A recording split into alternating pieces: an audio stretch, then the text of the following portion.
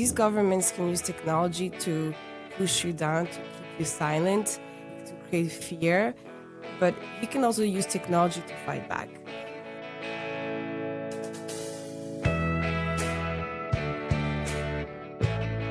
No, yeah, you're good. But yeah, we're alive. Thank you so much for coming in and talking to me today. Thank you so much. It's a pleasure to be here, Ryan. Yeah, so I was thinking, I think it's like maybe actually the perfect time to talk to you. I'm very excited because I don't know if you've seen it on the news, but apparently Bitcoin has died. Yeah, I guess we can just pack up and go. No, but it's perfect because it kind of encompasses like sort of what I'm trying to do with the podcast. My background is I've been around Bitcoin for a while now, and I've grown very frustrated with how it's represented, talked about in the media. Basically, it seems like it's either one or two things. It's the financial shows just talking about the price and speculating and all of that. And then the sort of mainstream media monster in the West, at least, recently have kind of decided they're against us, at least for now, until we can convince them. So wanted to start using my voice and getting the word out and basically highlighting people, talking to people that I think are about the right things, and trying to get more to the why behind Bitcoin. Why is this so important? Why are people so passionate about it? And I think that you're a really great example of that. So thank you for chatting with me. Oh, thank you so much for thinking of me and being able to share that other side of the story of Bitcoin. Yes, I agree with you. It's very frustrating not to have only one story heard of in general media and just in general, when we know there's so much opportunities as well too. Yeah, well, I think that you just have obviously such a unique perspective and unique journey on how you came to Bitcoin, and it's going to be a journey and a perspective that people aren't used to. So that's what I'm hoping to chat about, along with some other things like we were just talking about. So maybe we could start there with a little bit on your background, and maybe starting with the backstory in Rwanda. You have a pretty incredible story. It's one that I've heard actually a couple times. So I first saw you in New York City last year at PubKey, and then I know you were on Peter McCormick's show as well with your sister, which is great. So I'll link those in the show notes. And so I hope I'm not annoying asking you to talk about things you've already talked about elsewhere, but if we could start with that background and context, I think it's really important for what led you to Bitcoin eventually. Oh, my pleasure. And it's a new audience, so I'm always happy to share my story with other people, and if I can inspire and encourage folks to learn about Bitcoin like I did. So I am originally from Rwanda, for those of people who listen to who don't know.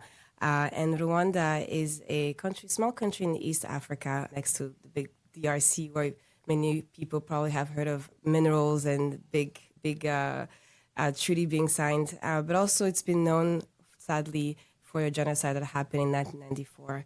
During the genocide, over 1 million people were killed from our country, and many people were Tutsi, and also some Hutus were killed during the genocide, and so we call the Rwandan genocide for that reason. And sadly, in the genocide, I lost my biological parents. And so what happened in our country was very tragic, and it was a lesson for the world to be careful of how hate can be used against people. People can also, lose their humanity. But also, it was also an opportunity for people to also support each other in our country. That's how I was saved. And after that, my family, I was adopted by Paul Rusesabagina, who many people may have heard of from the movie Hotel Rwanda. So my sister and I grew up in their family, in loving family. But early in those days, in the late 90s, our family was already being persecuted by the regime, the new regime that came after the war. So we had to move to Belgium, and then the movie Hotel Rwanda came, and then it gave this big platform to my father, who used it to talk about the realities of our country, we were seeing a growing autocratic tendency in our country with the President Kagame. So we're talking about 10 years after the genocide here. He was doing similar things that were happening before the genocide. He was very concerned, and using his platform to do that, he quickly became the enemy of the state, and the government would follow our family in Belgium as well. So we came to the United States to study. So, this is something that I grew up around with, autocracy, and the way, even though I was living in Belgium or in the United States, of this government, pursuing you, thinking that you're in a free place, but you're actually not very free. And so I had a pretty regular sort of American European childhood and education. And and I was living here in DC, and I was working after university. I started working in international development, and I would travel often to West Africa and East Africa, advising health ministries specifically on HIV/AIDS and malaria. And we always worked on leaders on how do you get better data to have better decision making. And then telling that because it has a link of what I'm doing today with ABI. But in fact, I had to stop that job in 2020 because my dad was kidnapped by the regime of Paul Kagame.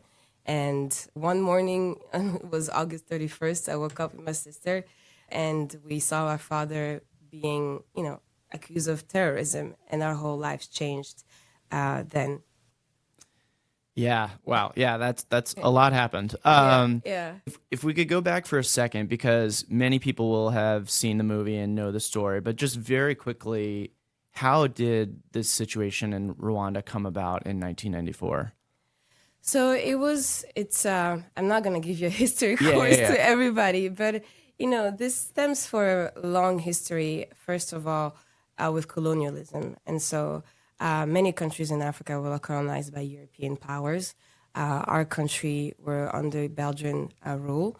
And when the Belgians came in our country, many countries colonizing the world, you divide and conquer. And you'll see many countries or in Africa or other places in Asia where societies were divided, language was divided and then put together. So it was a hot mess. But in our country, what they did is that they say that if you're Tutsi, so you're a person who's tall, maybe with a slender nose, looking a certain way, and you're a Hutu, you look a certain way. And then they imposed that each person will follow their father's ethnicity. So let's say we're both siblings. You're my brother, and I'm your sister, and we're Tutsi. If you marry a Tutsi wife, your children are going to be Tutsi. If I marry a Hutu man, my children are going to be Hutu. So now these cousins are now the same ethnic group. So it already doesn't make sense. And all Yeah. these things were supposed to be in your identity card. And so they started dividing our society. And before, we didn't really have this type of division among Tutsi and Hutu. The word Hutu actually means peasant in our language. So it was not about ethnic, but it was more about socioeconomics. And then during colonial period, the Belgians gave a lot of power and privileges to those people called Tutsis. And the Hutu, which were the majority, didn't receive a lot of support from the colonial power.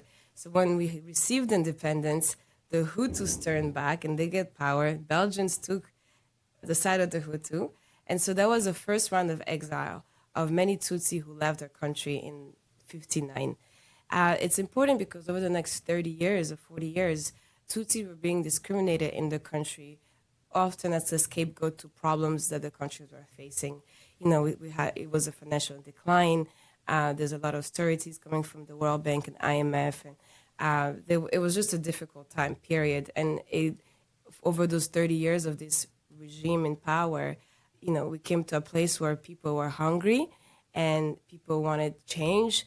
And when you had change was not ready, they started using the Tutsi as a scapegoat. And so the Tutsis are the problem. If these people who have been outside of the country because they left in exile come back, that's going to be the problem. So they started inciting hate, and that was hate in the media, hate in families. And when it was time to come to show which side are you on, people started killing each other. The worst of humanity started happening where families were divided and a sibling killed and in-laws or things like that. So, that's how it happened in 100 days. In 100 days, 1 million people died. But so that was, it didn't happen overnight. It happened over 30 30 years plus of just, decaying the economy of autocracy and dictatorship, and through that, using hate as a way to keep control in the society. Yeah, it's just crazy because, as I understand it, it's essentially the Belgian government officially divides people into these two groups somewhat arbitrarily. Yes, exactly. But then it becomes real basically because they start imposing different rules on these people, and then 40 years or whatever later, actual hate bubbles up between these groups to the point where you have this incredible, I mean, one of the worst genocides in human history. Yes, It's just insane that that's Yeah, possible. no, it's Yeah. and it's not so long ago. I was born in 1992, so I was born before the genocide happened. So no, it's not long ago, and it's still happening these days and age. So never again. We do really have to look in our conscience and really and think about it and use those words in a real way. Got it. Yeah, and then again, so for people, it's your adopted father who, during this time, does this heroic action where he uses his position as a manager of this hotel, which has been emptied out, to essentially save people on both sides. Whoever can kind of make it to my hotel will eventually help you get to safety. Yes. Just for context. Yes, Yeah. yes. That's what happened during the movie, and he saved over 1,200 people during that period, and and what the movie really shows is that it was not just Hutus against Tutsis who were killing. If some people like my dad who were Hutus were helping anybody that was there and those who needed support, and we were saved by our neighbors who were Hutus. So this sometimes our history gets simplified, and here you have the bad guy, and here are the good guys. But it was much more complex than that. But as Rwandans, some did good things and some did bad things, sadly. Yeah. And you're in the movie as well. I Yes. watched it and preparing for this, and your name comes up multiple times. You're kind of like the climax of the movie at the end is Yes, you yes. and your sister getting saved. Which Yeah, is, we won't tell the story for those who haven't seen it. Oh, okay. Oh, sorry. Yeah, I'll edit that out. But okay, so from there you go to Belgium. Yes. And then when do you come to the U.S.? So we came to the U.S. in like 2009, 2010. Okay. Yes, so because we already left Rwanda when my dad found out that they wanted to kill him. So right after the war, many influential Hutu people were being persecuted because the new regime now is Tutsi and the old regime was Hutu. I forgot to say that detail. Okay. So now, it's like there. I can't even keep up. So my dad always says, it's like what happened in our country is that the music remained the same, but the dancers changed. And so, the way these autocratic tendencies were happening, how it started, the control, the fear, the dictatorship, the stealing of election, the fact that you have no free media, all these things, they did all do the same. What changes is the people. For us, it was the Hutu before 1994, and now it's the Tutsis doing that after 1994. And it's really sad. But these people now, a lot of Hutus are going in exile, just like what happened in 59. Wow. And so our dad, he found out he was going to get killed. So he ran the next morning. He took a plane. And that evening, the military came to look for him, and he was already gone. And we followed suit a couple years later with my mom. And so that was our first having to flee. And we started a new life in Belgium. I was going to school there. And then the movie came out, and at that time, it gave him that platform, like I was saying. And it became dangerous for us to live in Belgium because now the secret services of the Rwandan regime were around our house. Our house got broken in a couple of times. So even in a democratic country, there is still this transnational repression problem where a dictatorship or autocratic regimes follow dissidents outside of their own country. We're seeing it much more prevalent today because of technology, but it was happening even earlier in the 2000s. So we came to the United States for a safer place, and so from 2010, until 2020, for 10 years, we were safe and we're going to school here. My dad continued to do his work, but even during that time when he was speaking in the universities on what's happening in Rwanda, sometimes he had to wear a bulletproof jacket because In the U.S.? in the U.S. Wow. because there were hecklers who would come, who just come to say he's a liar. Some people threatened his life before he was going to university. So it was very scary. And we always knew the regime was doing bad stuff, and my dad was not the only victim of the regime. Other people, some people have been killed in South Africa, like Patrick Karegeya, who used to be actually a person in the services of the regime. But so we're not the only ones. But what was scary, is when we thought we were safe in the United States, and we thought my dad was safe in the United States, and the regime went out of their way to kidnap him in 2020. And what happened then is that they had a priest work my dad for 2 years. Basically, he came as a bishop. He befriended him for 2 years and invited him to Burundi, which is a country next to Rwanda, to come speak to his churches. And in Rwanda, in Burundi, very similar countries also have Tutsi and Hutus, and we have a similar history. And something that my dad has been working on for a long time is to bring real truth and reconciliation to our country, to grow from our sad past and see how we can rebuild, but with a reconciliation process similar to what has happened in South Africa after apartheid ended.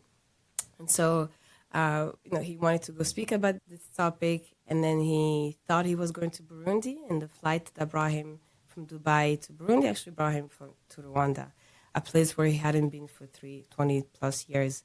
He was drugged on that plane, and when he woke up, he was there, and he was taken for 3 days. He disappeared. We only found out those 3 days after he arrived in Rwanda that he was in Rwanda. And there, I had to stop my job. My sister was also working. All of us, we stopped our job for a couple of weeks thinking like, that will be right back. This is a big mistake. But quickly we learned that when a autocratic or dictatorship regime wants you and wants you badly, like the way they had my dad, they're ready to keep him at any cost. And so we had to rise up and see what we can do to help him become free, because specifically for me and my sister, like you say in the movie, him and my mom, they did everything to find us after the war. They've given us a second chance to life when we didn't have parents after the war. The last thing that I wanted was, for this again to take my father, to take another parent of mine. And so for me, it was not just about these bad guys. It was about me making sure that I don't lose a second dad. Yeah. So essentially, after your family leaves Rwanda, then there's an in-between period, but then the movie comes out in like 2004, 2005, Yes. and your dad has to be immediately the most famous Rwandan on the planet, right? He's been portrayed by Don Cheadle. It doesn't get a lot better than that.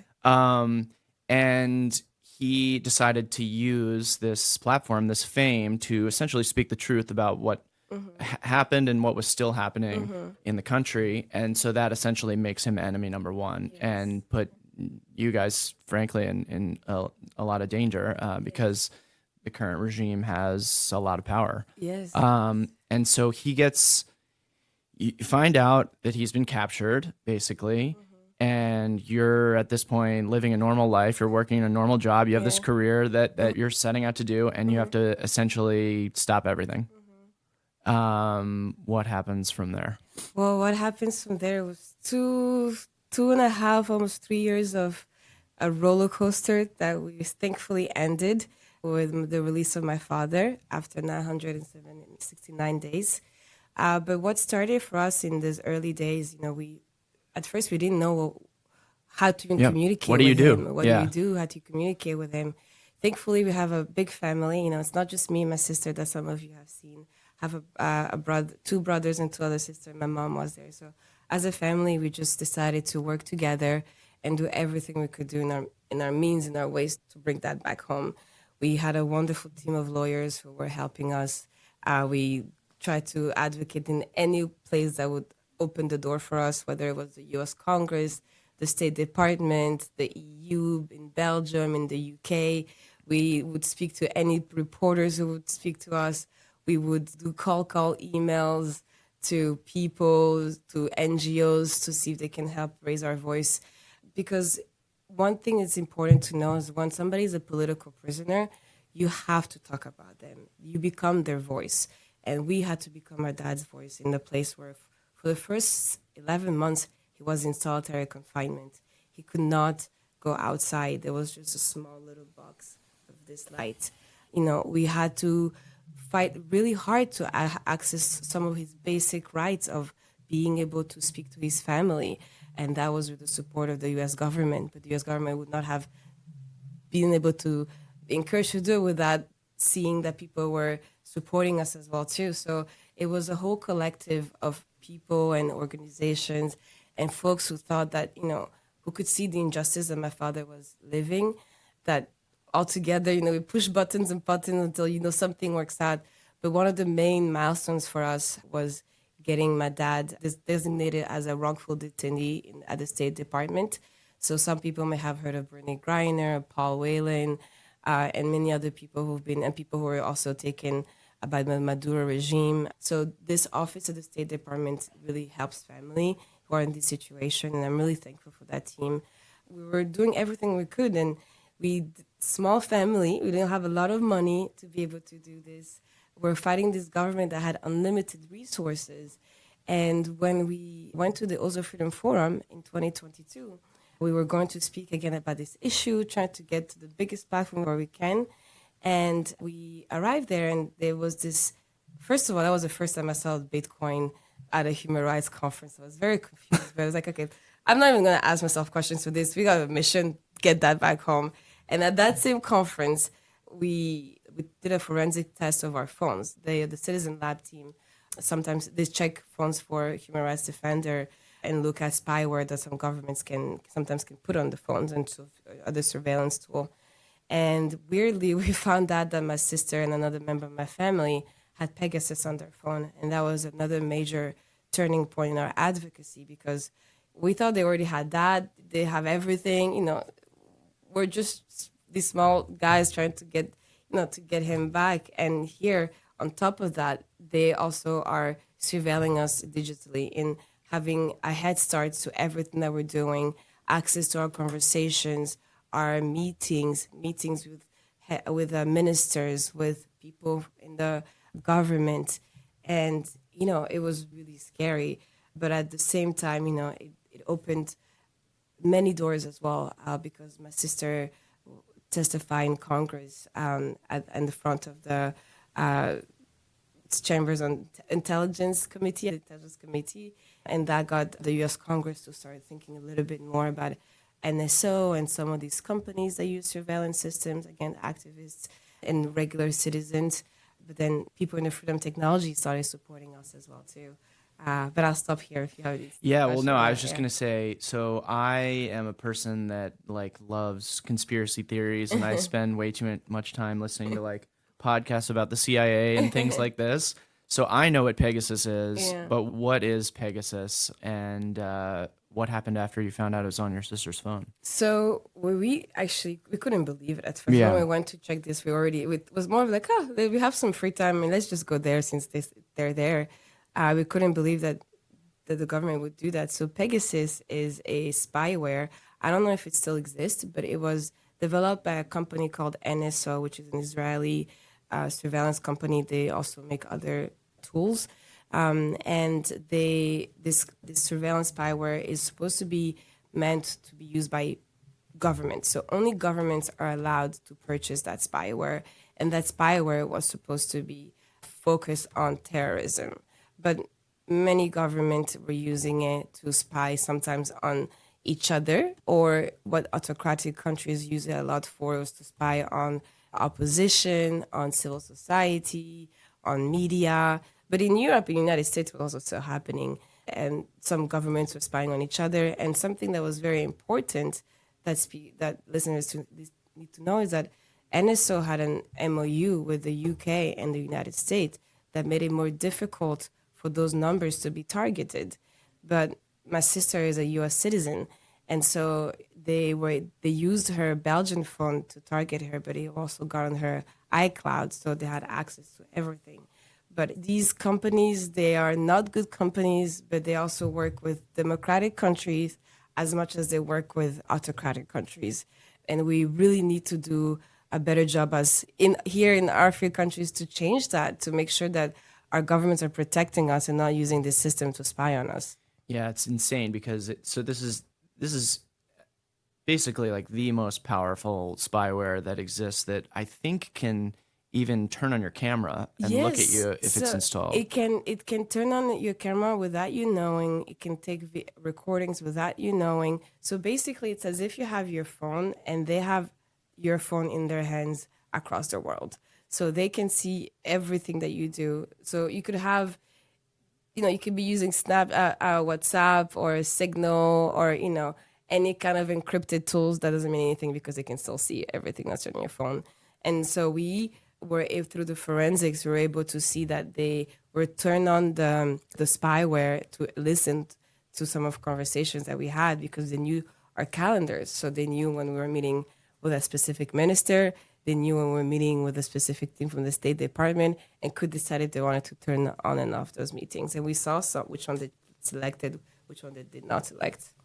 Yeah, it's crazy because I'm sure that this company they understand how powerful this spyware is, and I'm sure they're saying that we're only selling it to governments who are using it to basically to catch the bad guys. Yes. But obviously they were at least selling it to the highest bidder. Yes, exactly. Because I don't think anyone objectively looking at this situation would have called you guys the bad guys in this situation. So Yes, and it would not have been the United States since they were helping us to get that back home, or the Belgians, which government is is fighting against us, the one that has our dad, sadly, and but I always see there's always a silver lining in everything. As it was a violation, and it was definitely very difficult to live with that, and my sister can tell you the best because it was even on her phone and other people in my family.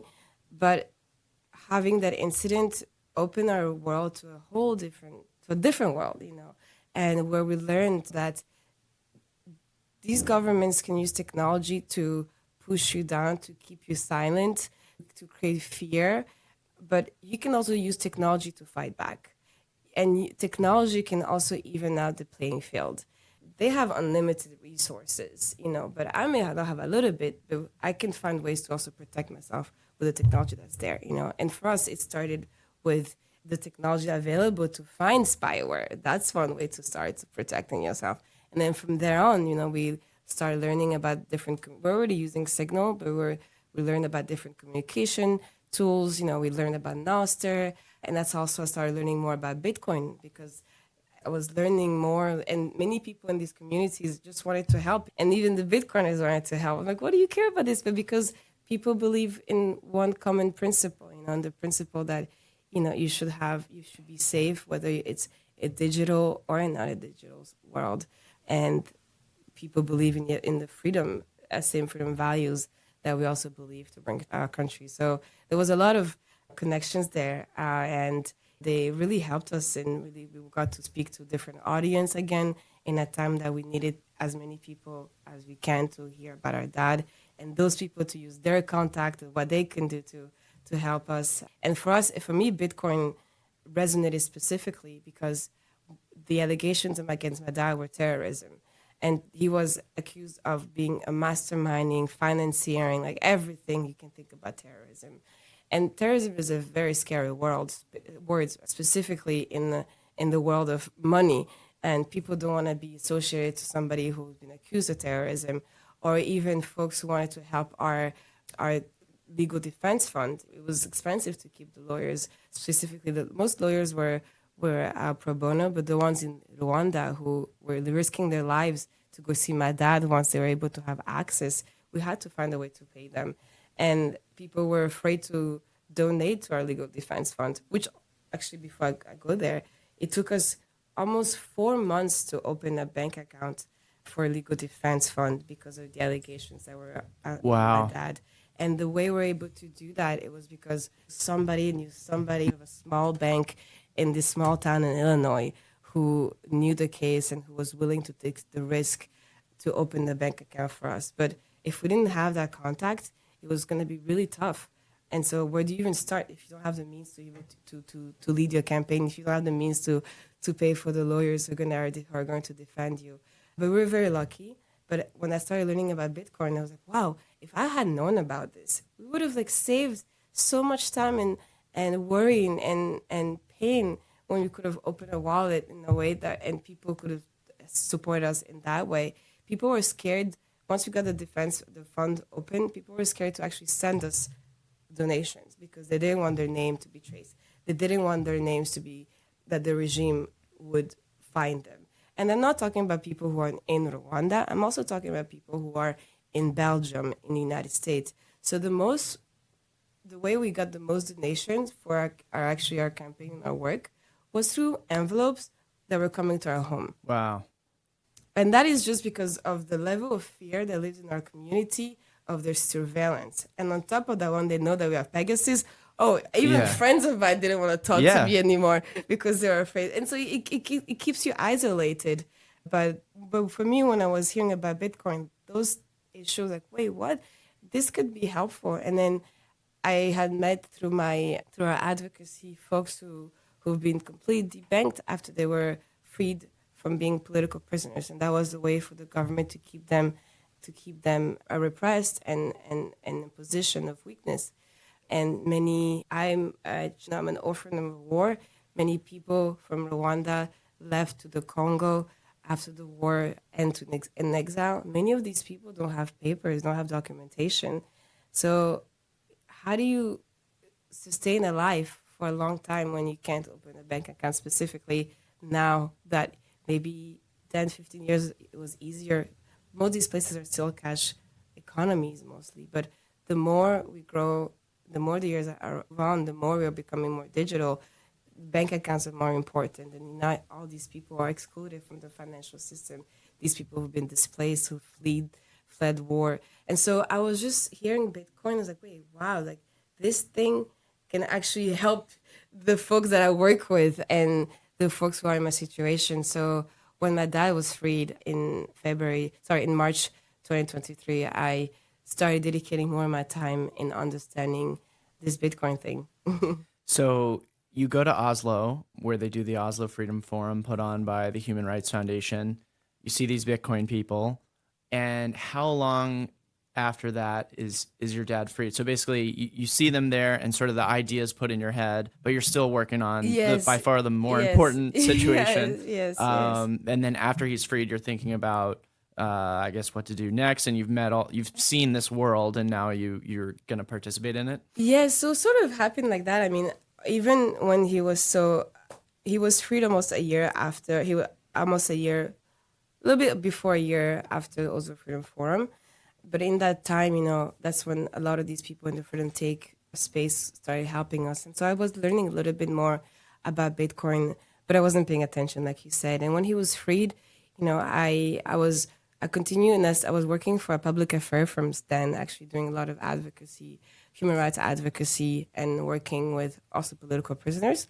And in my time, I would go to different events, and I have to thank the Human Rights Foundations for that, because they've really done a good job of bringing activists and people who are in the tech space who want to have meaning, to work on something meaningful, and bring them together to exchange ideas on how you can build products or tools that can help activists. And there were often some people from the Bitcoin space as well too. So it's in these gatherings, in these exchanges really of exchanges of ideas and expertise, that I learned more about Bitcoin. And I, putting my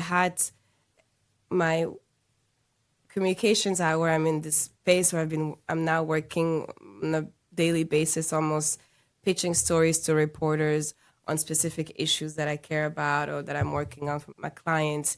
And when you do that, and from my own experience working, advocating for my dad, when you spoke to the media, you could tell them your personal history, what you know about this. I can tell you as much as you want about Rwanda, what has happened. But if I cannot validate what I'm talking to you with something else too, with often by an organization or report, it was not taken for face value or taken for fact. And so I was like, okay, how can we tell, like you said at the beginning, how can we take a different story of Bitcoin? Because clearly the Bitcoin is not all about this trading thing that I hear about. To be honest, I still didn't understand much of it. For me, it was seen as a means to an end. as a means to an end, where people need a place to store value, a place that is private that cannot be taken away from them. When people need to send value from one place to another, that does not take half of the money you're sending through Western Union and MoneyGrams and things like that, and also in a safe way as well, still too safe and private way.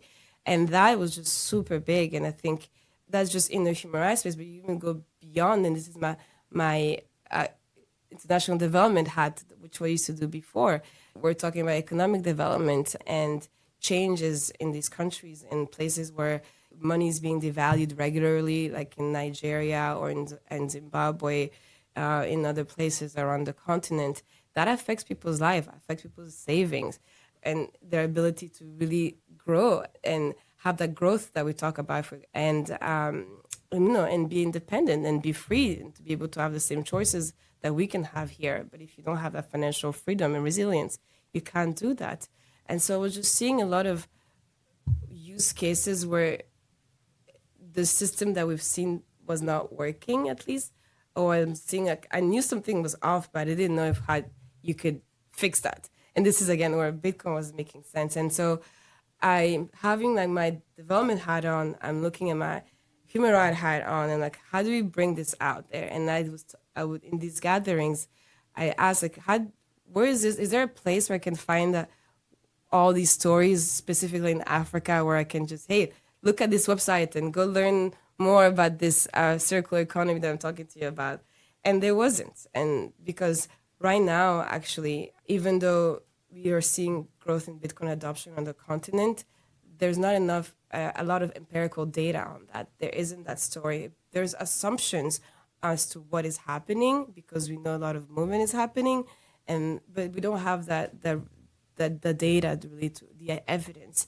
And this evidence which can tell the stories of the Bitcoin innovators, these community leaders who are using Bitcoin to really uplift their communities. We don't have that in a way, and so there's studies here and there, but often that's not also from an African perspective. And so at the Africa Bitcoin Institute that we launched, we want to be able to bring in the African perspective as well too. And so so we launched this institute to find these answers, be that one-stop shop where you can learn more stories, what is happening on the policy level, what is happening in the adoption, who is doing what, and also, support African scholarship in telling the story of Bitcoin, and then, being able to compete against those things, and also just just kind of do it our way. Yeah. Yeah. So the Bitcoin movement in Africa is amazing from what I've seen. I've been tracking it since the first Africa Bitcoin conference. I saw you briefly in Mauritius and this past December, and met so many cool people there.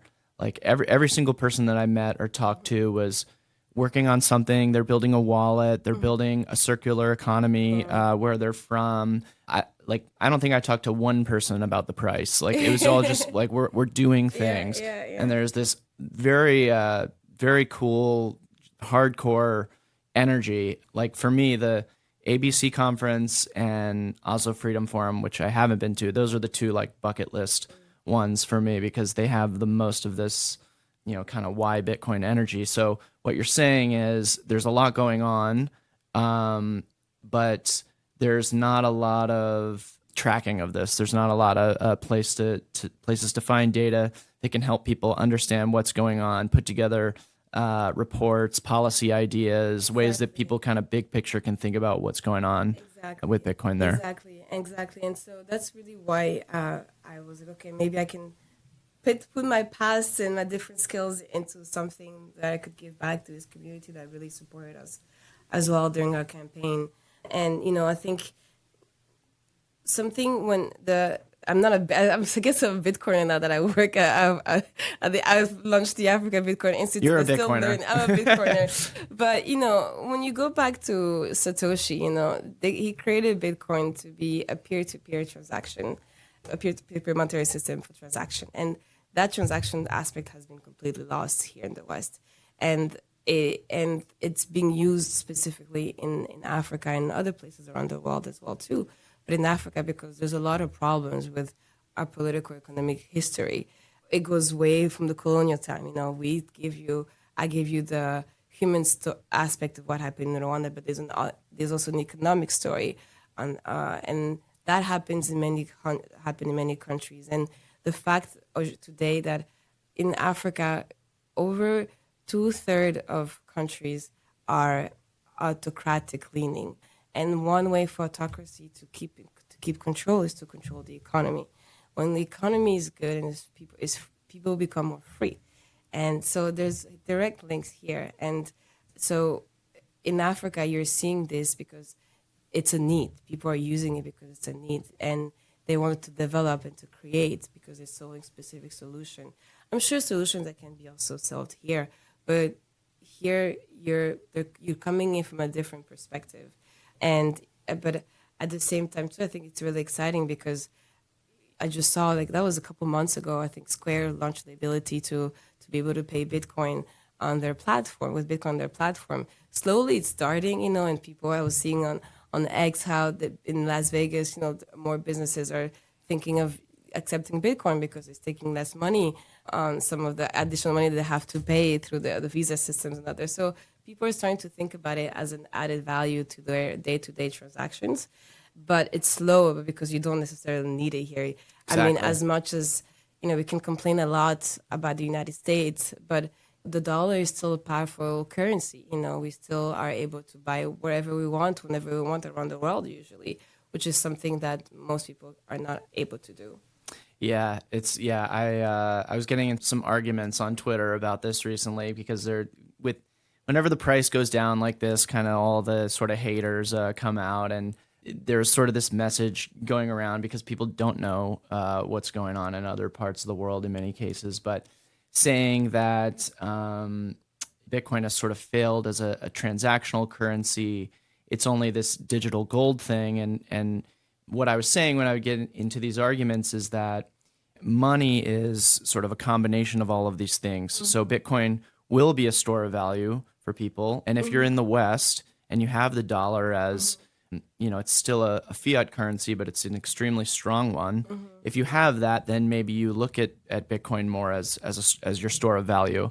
But if you need more, if you need a more of a currency replacement, then you'll be focused more on that. And it's still happening. I mean, we're across the street from the pub key location in DC, Yes, and we could go there and buy a burger and a beer with Bitcoin. So it's happening. Square is doing what they're doing. It just it's easier to adopt the store of value aspect of Bitcoin because all you have to do is buy it and hold it. You don't have to do exactly. anything. It's Yeah, the hard work is in the engineering yeah. of it as a currency, and it's Yeah. going to take time. Yeah, it's gonna take time and adopting it and using it, right? And so, there's some really cool applications like I'm sure you heard about Tando when you in Africa Bitcoin conference.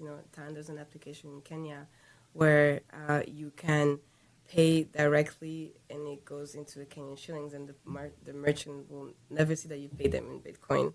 And this app was developed by a young woman developer who attended the Bitcoin Dada, which is also an organization that trains women and become developers in Bitcoin. And so there's just a whole ecosystem that's allowing these kind of innovations to grow, which is so exciting. And I think people who say Bitcoin is dead is because because they've never seen the other side of things. If you open your eyes a little bit beyond the United States and Europe, you'll see different adoption. But I have to say, I think I've noticed that in the Bitcoin environment, we don't talk much about stablecoins, specifically here in the United States. I haven't seen so much conversation on stablecoins in the Bitcoin discourse, but it is a reality that stablecoins are taking a pretty big lead in the global South because of the fact that they're pegged often to the dollar, right? And so when you think of the technology and the need to build the technology for Bitcoin to compete against that, because stablecoins, the way you can access the stablecoin wallet and others it's very similar that you can do with a Bitcoin wallet, right? You still have the KYC issue. So from a human rights perspective, from a democracy defender perspective, you may not want that, but it's still an easy way thing to use. But for the majority of people who may not be so worried about their security and the fact that their wallet could be taken away or something, they might use that more, right? But the technology is competing. So like, I think it's important for people who care about Bitcoin in the United States to understand that they need to support the development of Bitcoin and the development use of Bitcoin. Because, yeah, if you have stable coins being used by most people, then in terms of the global south has been pushing the adoption of Bitcoin, might get killed, right? And I think that Bitcoin has a lot of values. The decentralized aspect, the aspect of it is really important. The fact that I can have my own wallet, nobody can, like, I can own it, and that aspect is really key, right? But for this to grow, majority of people don't care about those details, sadly. And so we need to think about how do you build more on Bitcoin and the technology. And Africa is leading the way. There needs to be more support in that, more capital pushed into this, more connection, collaborations with other companies around the world, and just innovation overall. But people here need to see, if people care about Bitcoin here, then you need to care about Bitcoin around the world. And it goes hand in hand. Yeah, 100%. It's extremely interesting. And I suspect that it's the real reason that the Trump administration has gone so into crypto. I think that they view stable coins essentially as a way to export the US dollar all around the world. Because if I'm living in some of these countries and I have whatever percentage inflation and I can convert my local currency to the US dollar and essentially get paid in dollars, I mean, that's huge. And I wouldn't fault anybody that was doing that. It makes a ton of sense. I would hope that they would hold a bit of Bitcoin as well, but I can understand why that they're doing it, and I couldn't agree with you more. Yeah, so it makes sense. So that's why I think, we need to find ways to really help Bitcoin grow, right? So people have another option, because at the end of the day, the problems that we see with the dollars and that people choose to use Bitcoin instead remain if it still is a stable coin, right? And right. Those don't get away. The U.S. debt's still going up. Right. All these issues never go away. They can be frozen. It's just, They can be frozen. So you're just almost expanding it and making the issues bigger. So again, from a principle perspective too, that another argument, if you come at it from a principle perspective and the issue with the U.S. dollars that you've seen of it and where it's going, then you should work really hard to support the evolution of Bitcoin as a transaction tool, because then it's going to be a global problem and there's no right. There's nowhere you can be, right? But it makes sense, right? And so thank you for mentioning that, that point of needing to for people thinking that it's dead and giving up, because that's just a temporary. It's a temporary thing, but it gets conversation, and I hope people think about this a little bit more. Yeah. So the Africa Bitcoin Institute. Mm-hmm. What are you guys up to in 2026? What are the goals in 2026? What are the goals beyond?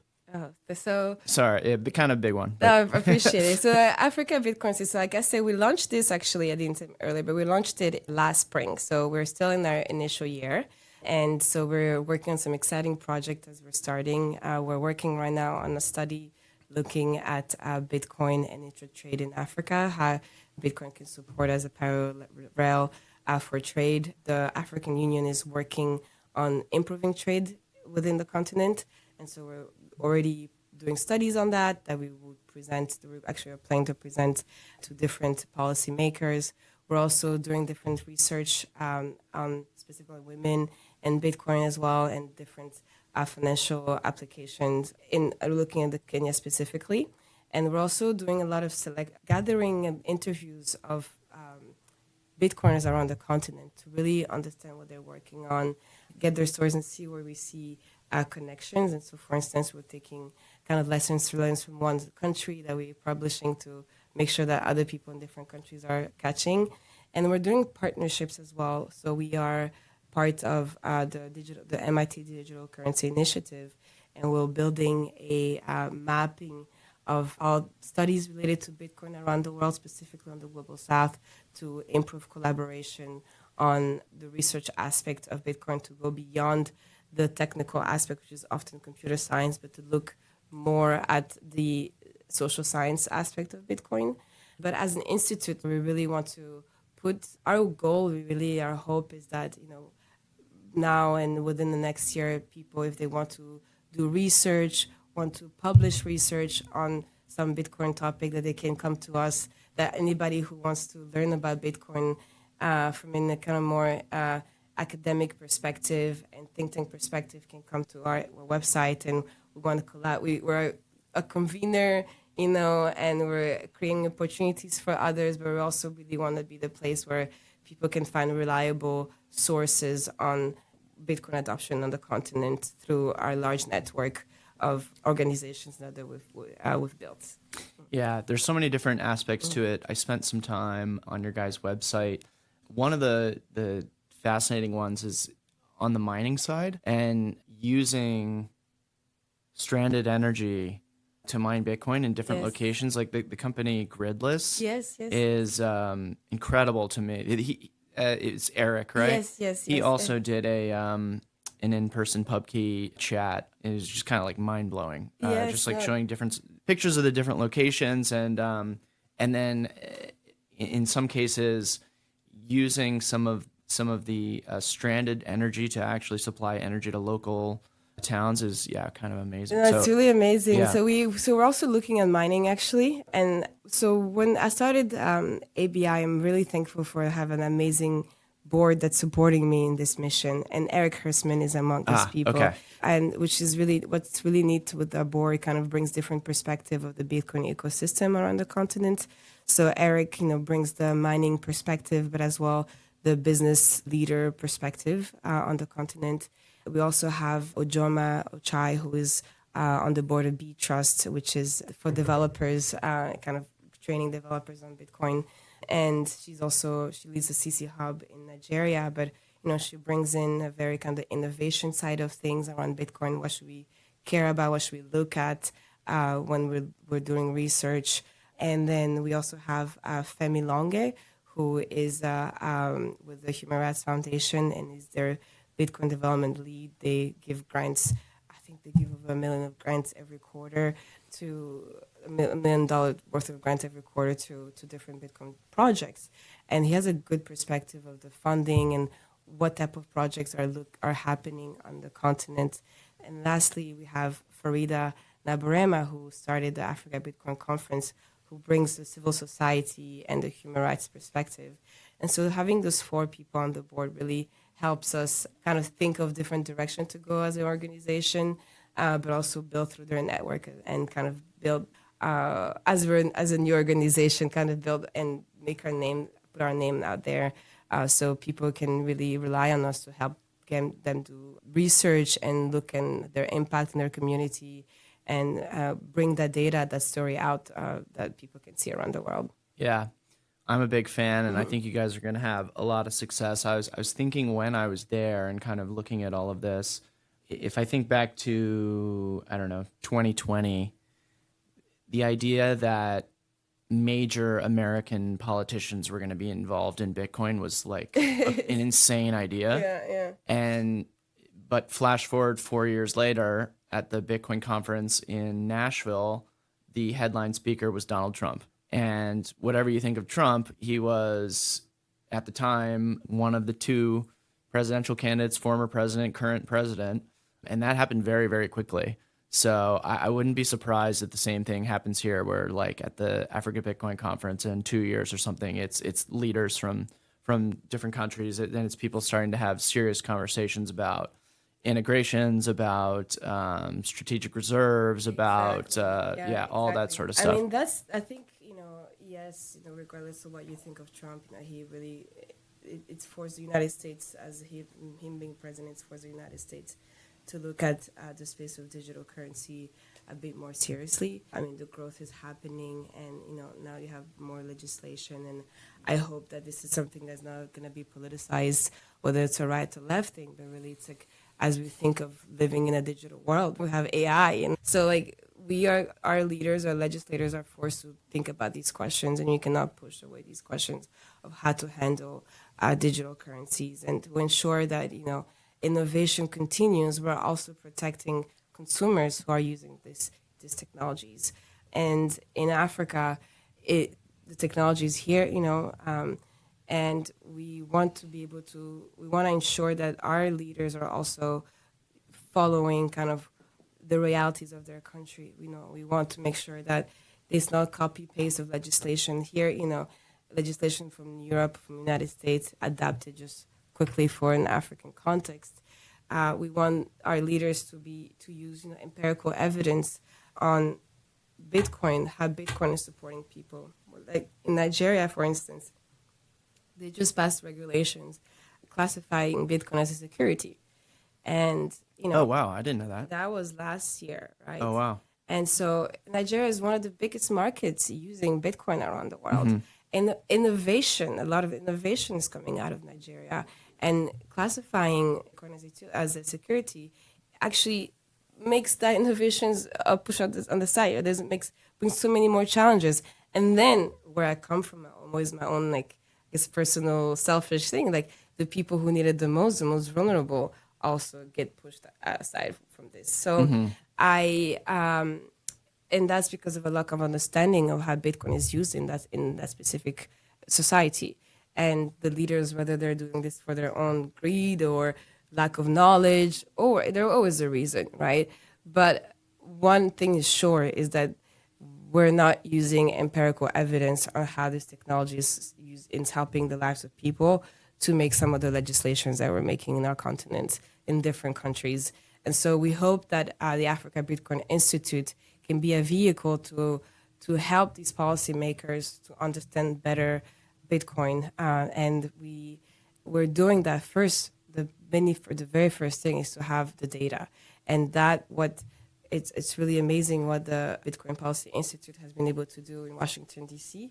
They were starting from a place where you have data, you have information, here we're starting from a place where we don't have that nicely put together and gathered. And so we're collaborating with as many people as who will be wanting to collaborate with us. And so if there's anybody interested, come let me know to grow to grow the data that we have, information that we have, and then, start also advising policymakers so we can have these people in a year or 2 or 2 years at ABC. Because the reality is, we are moving in a digital world whether we want it or not.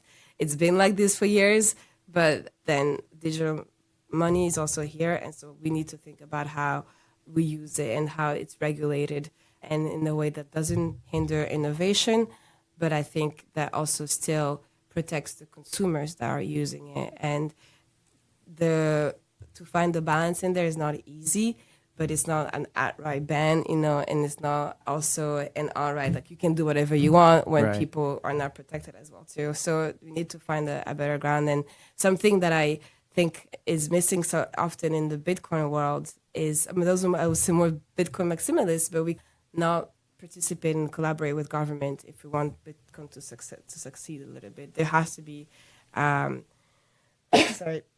there has to be alignment, and I think BPI is doing a really good job in guiding a little bit the rest of the world how you find alignment with policymakers vis-a-vis Bitcoin and digital currencies. Yeah, they're another example of an organization that saw this like explosive growth very quickly, where I watched them start out, and then next thing you know, there's like major senators at their events and all these things. So it's predict it'll happen quickly for you guys. Let's hope so, yeah. So pivoting slightly, one thing I did want to make sure that we touched on, we talked about it a little bit before we were recording, but there's this situation recently in Uganda that I'm just fascinated by. I don't know much about it, but I know from a high level that a lot of crazy stuff went down and people were using freedom tools to sort of get around it. So if you wouldn't mind helping explain that situation a little bit, because this was just in like January, right? Yes, this happened recently. So for those who know, Uganda is actually a neighbor country of Rwanda. And in our region, democracy has been in decay for many, many years.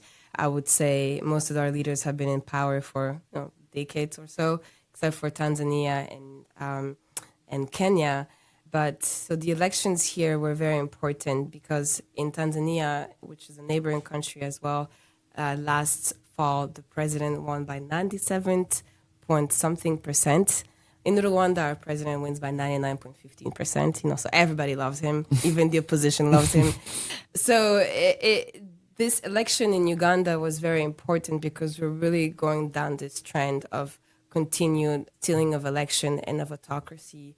And Bobby Wine has been the leader of the opposition movement of Uganda for the last 5-6 years.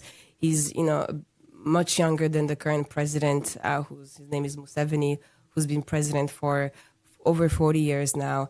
Bobby Wine used to be an artist before, a musician, and he joined the opposition and represent the youth because in these countries, the youth are used majority of we're talking about 60% of the population is under 35. Those kind of numbers could be higher actually. And Bobby Wine has really used his voice and his platform as an artist to get the youth to understand more about their civic liberties and to remind them that they can have real change in their country. Their country is one of the poorest in the world because of the bad leadership of Museveni. And he wants to change that. And I've had the honor to be with him in the World Liberty Congress, which is a movement of over 300 freedom fighters, democracy fighters, human rights defenders from regions where you have autocratic countries, and we work together, we support each other. When somebody becomes a political prisoner in a country, we all stand up and become their voice. We go to the media. And when there's an election and somebody is also representing democracy and freedom, we support them. And so Bobby Wine, our organization, who's part of it, we also stood up and supported and wanted to raise more attention there. And something that happens often is that they cut off the internet when the government knows that it's going to be a difficult situation, when they're trying to figure out how they're going to cheat the system, because they don't want people to communicate. Communication means access. Access could also bring change. And right before the elections, Bobby Wine let us know that they might turn off the internet. And so we informed him about Bitchat. Bitchat, which is this application it's a messaging app that was built by Jack Dorsey and Kale, and it allows people to exchange, communicate on Bluetooth when you don't have internet. So it's mesh communications. And because when you don't have internet, also the data is super, super expensive to have regular calls. And so what happened here in Uganda is when they saw that the internet was going to get cut off, Bobby told his movement and tweeted, everybody used Bitchat. I think it was downloaded, like over 70,000 downloaded within a couple of days. And then and the government, they thought that they could control communications because, again, controlling communication is a way to control the people, right?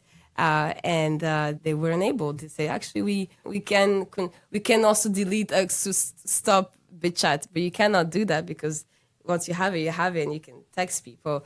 So it was a lifeline for many people in Uganda to be able to communicate for the couple of days that they didn't have internet when the election started, to communicate, to also show what's happening, in not just communication, private communication. In Uganda, they were also using Bitcoin to move money because banks there was a limit of what you can get in terms of cash, what you could send.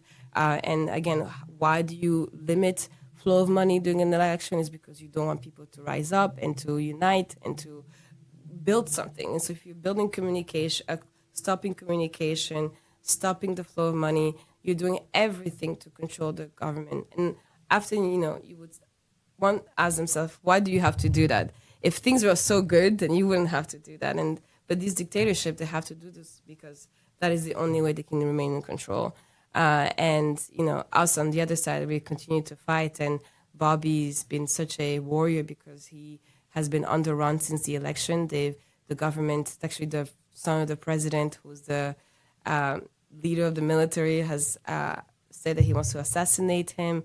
So we're paying close attention to Bobbies were about, but it's been very difficult, crazy period in Uganda. And, technology is a place that it can suppress people's opportunity, just like they tried to do in Uganda, but there was a solution.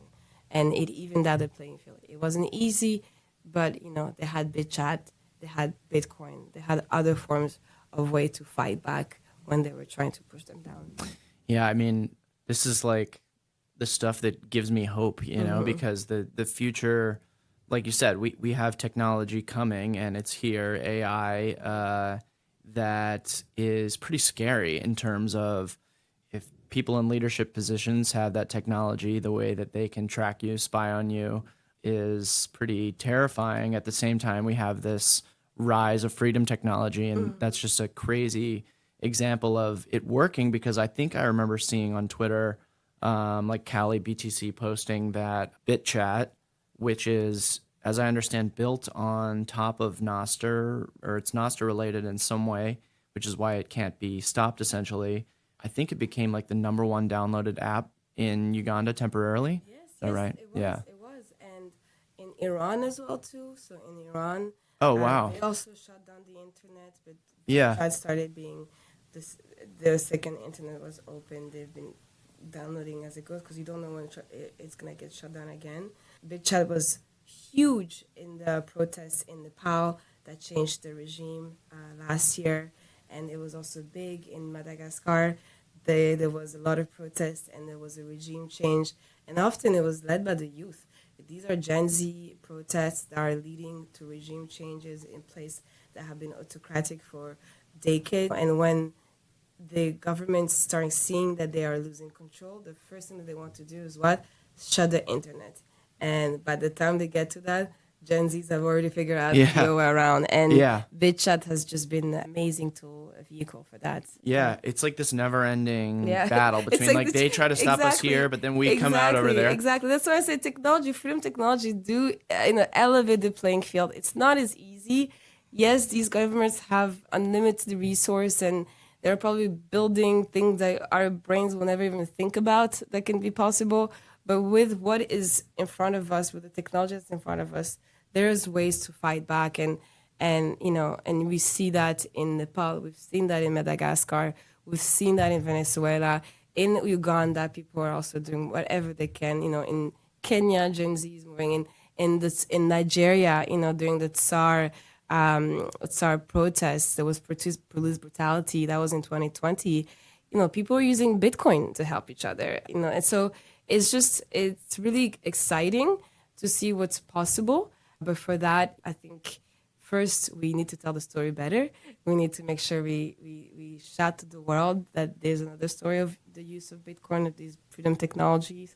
And then, second, we need more support in creating more innovation. Like you say, AI is here, that we can build more now with vibe coding. Right. It's just a question of ideas and just experts helping and resources. But I think, it is definitely better to find knowing that you have the tools behind you. And it's just really exciting that folks are thinking beyond themselves too and sharing their knowledge, and that they're building these apps for people to use. Got it. Yeah, makes sense. So winding down, I've got some lightning round questions for you. Sure. I'm wondering, you're still very early in your coin journey, but you've obviously learned a lot very quickly. I'm wondering, has there been anything that's been surprising to you about Bitcoin, either on the ABI side or just in general? Well, honestly, I was surprised a bit how cultish it is. Yeah. So I think that, Bitcoin is supposed to be kind of open and free for everyone. And yet, I feel that sometimes you have to be a certain way to be a Bitcoiner. And so I was a bit surprised about that. But at the same time, too, I think many people have welcomed me in the community. And I'm a complete outsider, so there are a lot of nice people. But I was surprised a little bit about that aspect of orange pilling somebody. Those kind of language still right. not easy for me. But that's just one aspect of but on a more kind of positive note. No, I'm glad you said that because it's true. Because I think sometimes it can push away people Yeah, who are absolutely. curious to learn about Yeah. Bitcoin. But for me, I was just so surprised.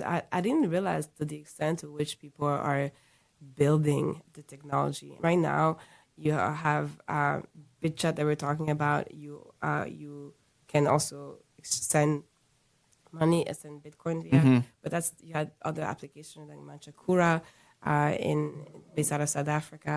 That also from texting, the education that's around Bitcoin. I think there's just a lot activity, and I did not the breadth. I did not see how much was happening before working at ABI, and it's just really exciting because I think there's a lot of things we could learn from what's happening in Africa here in the United States in terms of innovation. Yeah, Yeah. 100%.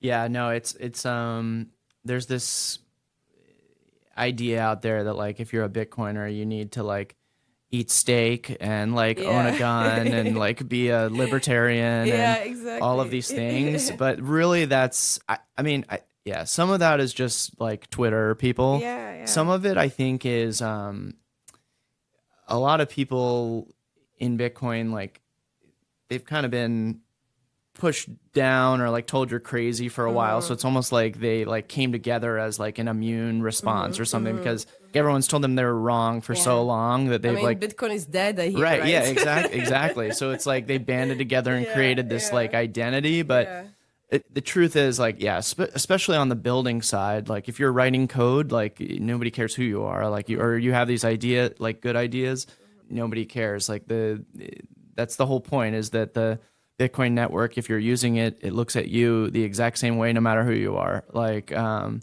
yeah. on that end too, for like the building of Bitcoin, I think I've come to understand a little bit more about Bitcoin Core and how they operate. Right, centralized in the sense like not as international as it was before. And I think those are things that we need to be mindful of because if you think about how do you allow Bitcoin to grow and for adoption to grow around the world, is that people who are also part of the Bitcoin core have an understanding of the needs from the outside, and if people who are using it, right, who are using it as a transaction, using it on a day-to-day basis, have that perspective. And so I think if we want this really to succeed, really bringing, we need to ensure and to be more intentional as the code is being reviewed, at least I don't know the right language, but as being improved, right? It's thought about it from a perspective that of people who are using it, and those people have to be in the room as well too, and those people are often from the global south, and so it's important that we remain really international and open to from the users all the way to the developer and the creator of the codes. Yeah, 100%. And the answer is for those people and the people helping them to like use their voice, push, contribute, speak out, because the nature of Bitcoin is that it can always change. If Yeah. it's too whatever centralized around one thing or something like that, the whole point is that it can adapt and go in any direction. It will ultimately go in the direction that the consensus of Bitcoin users want, which is like the beautiful, like decentralized idea behind it. Yes. So Yes. yeah, I couldn't agree more. Last question: has your dad become a Bitcoiner through all of this, and does he think that you're crazy with what you're doing You right know now? what? Like my mom actually is. My Nice. mom got some Bitcoin in 2016. She bought on Coinbase, and all of us were like, "Mom, what are you doing?" We completely dismissed her. But my mom is actually she's the Now she, she's bragging. oh yeah, she's Yeah. bragging. But my mom in her family, she's always been the one who sees like things like miles and miles away. She's always in the know with what's happening, and she's just an amazing woman. And her friends had told her about Bitcoin. She's like, "Oh, this is interesting." She's now all of us will dismiss first before being open to learn, and she's the other way around. And I wish I could sometimes have more of her personality because she listens to you first before she dismisses you, and she listened to some of her friends telling her about Bitcoin, and she got her wallet and on Coinbase. So it also like, "Mom, you don't know what you're doing." She would ask me to go back and remember her password, blah blah blah. And now that I'm working this, like, you see, I told you this was super interesting. I've helped her get more secure wallets and everything. And she's a big proponent of it. And my dad as well, too. is learning more about it, communicating, talking about it with his colleagues as well. People thinking about it. How do you grow? How do you grow a movement in a country where it's completely censored? I mean, when I say censorship in Rwanda is there, I cannot under exaggerate what I mean. There is no free media. People are scared to talk about what they think politically in their own houses. I, a couple, a spouse and a husband and a wife won't speak about politics in fear that something might be heard by somebody or by mistrust. And so, how do you build a movement? How do you get donations together? How do you do this in a place where you just surveillance is intense and everything is censored? And so, we have to be creative, and we have some of these technologies out there. And so we're thinking deeply about that. But on a family perspective, I gotta say, my mom is she's the one who's super excited about it, and who wants to learn more, and everybody's encouraging me to continue this work, though. Yeah, I really have the support. My mom is actually the same exact way. She lives in Annapolis actually, and she's become like the Bitcoiner in her social circle, Yes. like always supporting it and stuff. But mainly, she just wants to support me. She's rooting for me. So that's awesome. And yeah, I think that we can end on that. Thank you Anaïs, so much, thank you so Ryan. much. Yeah, been this a was really, really fun. Yeah, it's been fun. It's been a true pleasure to speak with you and also to learn from you. And I'm happy to come back whenever you want. And yeah, it's Awesome. a pleasure. Yeah. Yeah, I would love that. All right, we're gonna go to Pub Key and get a drink now. Yes. All right, thank you very much.